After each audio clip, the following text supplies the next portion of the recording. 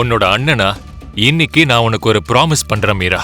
KP உனக்கு மட்டும் சொந்தமா இருக்கிற மாதிரி நான் பாத்துக்கிறேன்.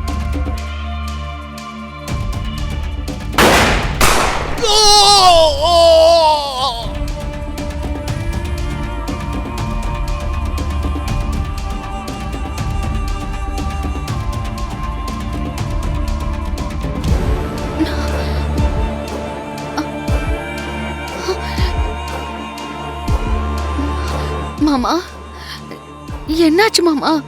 எல்லாரும் அங்க இருக்காங்க, நீங்க இங்க வந்துட்டீங்க. என்னால அங்க இருக்க முடியல அபூர்வா. என் தங்கச்சி அப்படி பார்க்கும்போது என் நெஞ்சே வெடிச்சிரும் போல இருக்கு.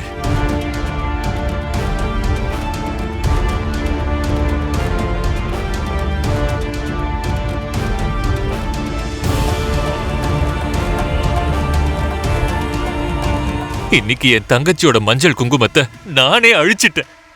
இன்னைக்கு அவ பைத்தியக்காரி மாதிரி அழறதுக்கு காரணம் நான் தான். என்னால முடியல அபூர்வா. கேபிய நான் தான் கொன்னேன்னு அவங்க கிட்ட சொல்ல போறேன். ஐயோ மாமா, வேண்டாம் மாமா, அப்படி எதுவும் பண்ணிடாதீங்க. அது மட்டும் அந்த ககனுக்கு தெரிஞ்சதுன்னு வச்சுக்கோங்க, நம்ம வீட்டையே அக்னி குண்டமா மாத்தி போட்டுருவான். அப்புறம் நீங்க ஜெயிலுக்கு போற மாதிரி ஆயிடும் மாமா. இல்ல அபூர்வா, நான் ககனுக்கோ ஜெயிலுக்கோ பயந்து இந்த உண்மையை என் மனசுக்குள்ளேயே மறைக்க முடியாது.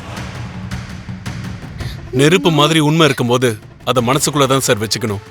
இல்லைன்னா உங்க குற்ற உணர்ச்சியை தாங்க முடியாம உங்க தங்கச்சி கிட்ட உண்மையை சொல்லிடுவீங்க. அதுக்கப்புறம் உங்க தங்கச்சி உங்களை எப்படி பாப்பாங்க தெரியுமா? ஒரு புழு மாதிரி பாப்பாங்க.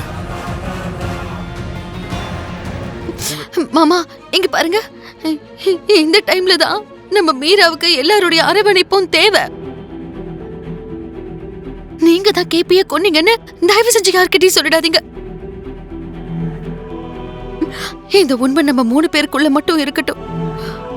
அந்த விஷயத்தை நீங்க வேற யார்கிட்டயும் சொல்லக்கூடாது. என் மேல சத்தியம் மாமா, என் மேல சத்தியம் பண்ணுங்க. என் மேல சத்தியம் பண்ணுங்க. சொல்லுங்க மாமா, யார்கிட்டயும் சொல்ல மாட்டேன்னு சொல்லுங்க.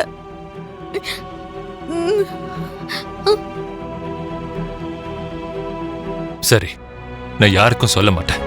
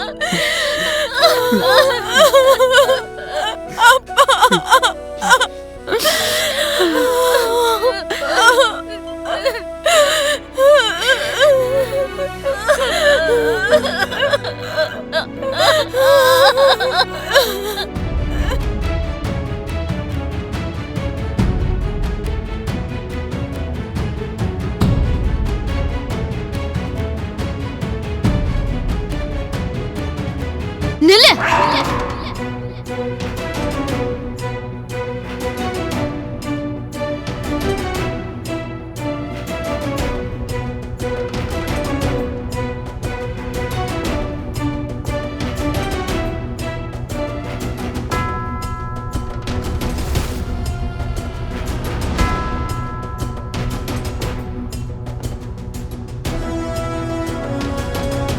யாரு நீ?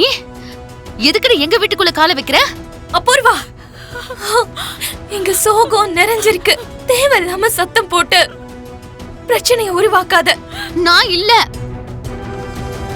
எங்க வீட்டுக்குள்ள கால வச்சா நீதான் பிரச்சனைக்கு ஆளாவ.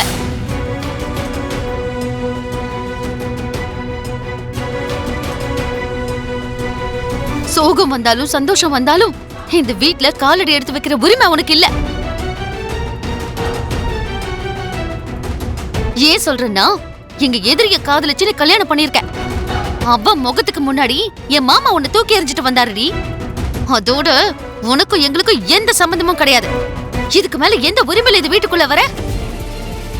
நான் இருக்கிற இந்த வீட்ல மட்டும் இல்ல, எந்த வீட்ல நான் இருந்தாலும் அந்த வீட்ல நீ கால் எடுத்து வைக்கிறதுக்கு அனுமதியே கிடையாது. நீ சொன்ன மாதிரி ஷோபாவோட மகளா இந்த சொத்து பத்து எல்லாம் உன்னோடதுன்னு நினைச்சேனா எங்களுக்கு கொஞ்சம் டைம் கொடு. இந்த வீட்டை காலி பண்ணிட்டு நாங்க போயிடுறோம். அப்பா, நான் அந்த நோக்கத்துல சொல்லல. உன் நோக்கம் எதுவா இருந்தாலும் இந்த சொத்து உன்னோடதுன்னு திமிரு காட்டினல நீ. நான் மாமாவ கடைசியா ஒரு தடவை பார்க்கணுங்கிற நோக்கத்துலதான் அப்படி பேசிட்டேன்ப்பா. நீ என்ன அப்பான்னு கூப்பிடுறத முதல்ல நிறுத்து. கேபிய பாக்குறதுக்கு உள்ள வரணும்னு நினைச்சேன்னா வா. நீ வீட்டுக்குள்ள வந்தன்னா ஒண்ணு இல்ல, இந்த வீட்டுல 2 பணம் உருளும். அது உன்னோடதா இருக்கலாம் இல்ல என்னோடதா இருக்கலாம்.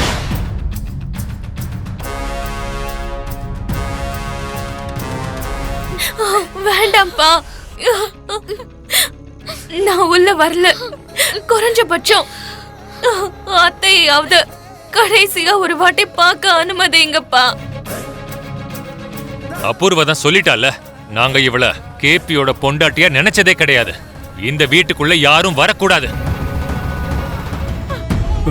அண்ணா, அவர் இப்ப உயிரோடவே இல்லைண்ணா. இப்பவும் எதுக்கு நான் உனக்கு இவ்வளவு பிடிவாதம்? அவர் உயிரோட இருந்த வரைக்கும் உன் கூட பெரியமா கூட பூரி கூட சேர்ந்து வாழ முடியலையேங்கிற வருத்தத்தோடயே தான் வாழ்ந்தாரு. என்னைக்காவது ஒரு நாள் நீ அவரை அப்பான்னு கூப்பிடுவேன்னு அவர் உயிரோட இருந்த வரைக்கும் துடிச்சிட்டு இருந்தாருண்ணா. அவரோட ஆசை நிறைவேறாமையே நம்ம எல்லாரையும் விட்டுட்டு ரொம்ப தூரம் போயிட்டாருண்ணா.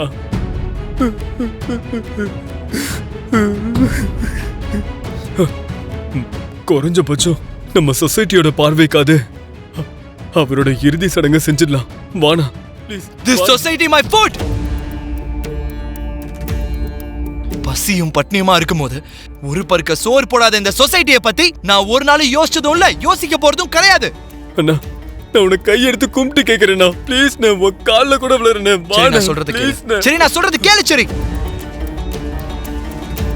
உன் பார்வையில இன்னைக்கு உன்னோட அப்பா இறந்து போயிருக்கலாம். சரி, ஆனா என் பார்வையில என்னைக்கு எங்க அம்மாவை கட்டின துணியோட நடு ரோட்ல தவிக்க விட்டுட்டு அந்த ஆள் போனானோ, அன்னைக்கே அதே நடு ரோட்ல அந்த ஆளையும் அந்த ஆளோட நினைவுகளையும் எரிச்சிட்டேன்.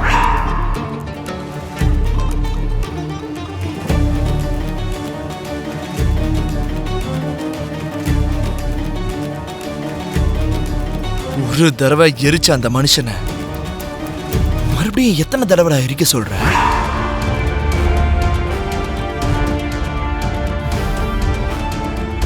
போ, உன் அப்பனுக்கு புள்ளையா போய் கொல்லி வச்சு